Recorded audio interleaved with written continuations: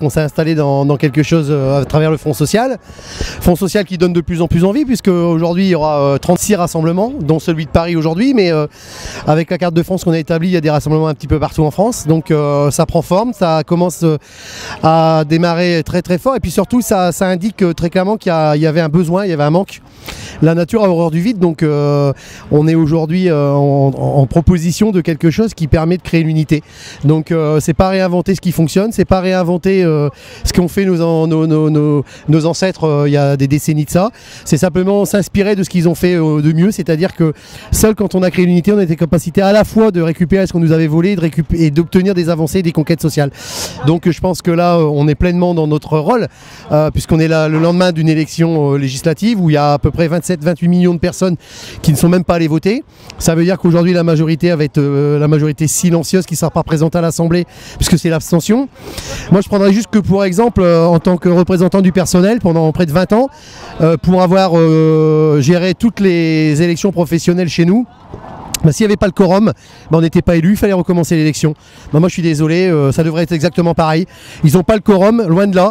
Quand on n'a pas le quorum, on n'a pas à se glorifier d'avoir une majorité. Majorité toute relative, voire même, je serais tenté de dire, inacceptable, parce que quand on voit que les personnes qui vont être censées nous représenter là-dedans, dans l'hémicycle, vont représenter peut-être même pas un quart des inscrits, ça commence à faire beaucoup, quoi. Donc on est vraiment dans une... on est pleinement dans notre rôle de créer cette unité. Encore hier, je regardais sur les luttes invisibles, le site que Jacques nous met au goût du jour à chaque fois qu'il a l'occasion de regarder ce qui se passe socialement parlant dans notre pays.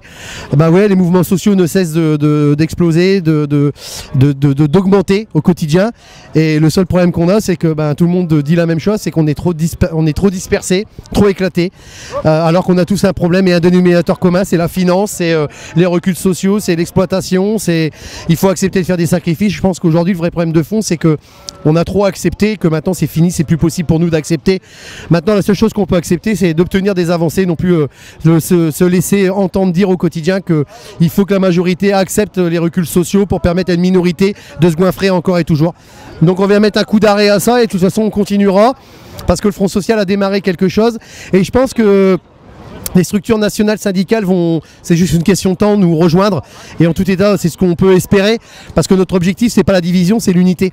Donc la division, ça exige aussi que les structures nationales qui devraient faire remplir leur rôle pleinement aujourd'hui, plutôt que d'aller dans des réunions fourre-tout où je sais pas ce qui va ressortir, ou tout du moins une petite idée sur le fait que le gouvernement va diviser encore plus les organisations syndicales à la sortie des réunions qu'avant les réunions, on a tout intérêt à ne pas aller dans ces réunions où on connaît d'avance le résultat. Donc notre place est dans la rue plus que jamais, donc c'est pour ça qu'on est là aujourd'hui. Donc tous dans la rue.